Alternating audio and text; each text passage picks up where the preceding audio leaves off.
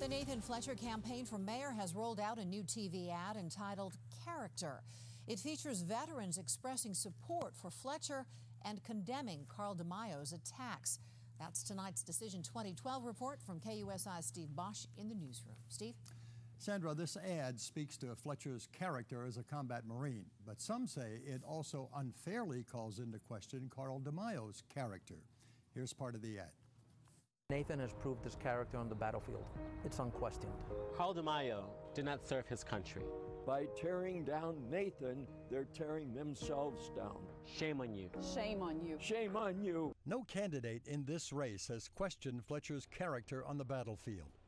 But every candidate's political character is fair game in a campaign. I think every issue is a legitimate issue because you're asking somebody to be the leader of you and all your fellow citizens in the 8th largest city. So I think every aspect of a person's background should be fair game. But political consultant John Dadian feels this ad may have crossed the line because of the shame on you. Shame on you.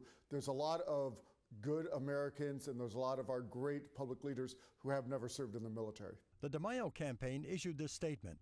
I respect and admire Assemblyman Fletcher's military service. My campaign has reflected that and always will. I call on Assemblyman Fletcher and all of the candidates to be respectful of one another personally and stick to the issues. The Fletcher campaign aired the first negative ad on the web. And since then, there have been several attacks by all of the major candidates, by press release or on TV. The public doesn't like them, but they work. That is why these campaigns use these, whether or not you want to call them negative ads or attack ads, they only use them for one reason, because they work. And you're going to see many more of them in the 5-week run-up to the primary, and they could get very personal. Campaigns are about winning.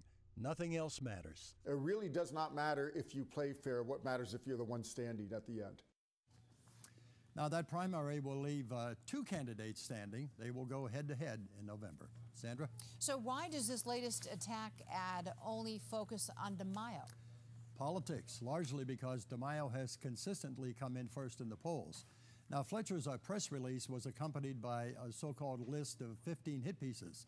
But only 5 were attributed to the Carl DeMaio campaign. The others came from the Republican and Democratic parties, from Bob Filner, Bonnie Dumanis, and the newspaper, the UT San Diego. Everybody's getting in on the game. They are. Thank you, Steve.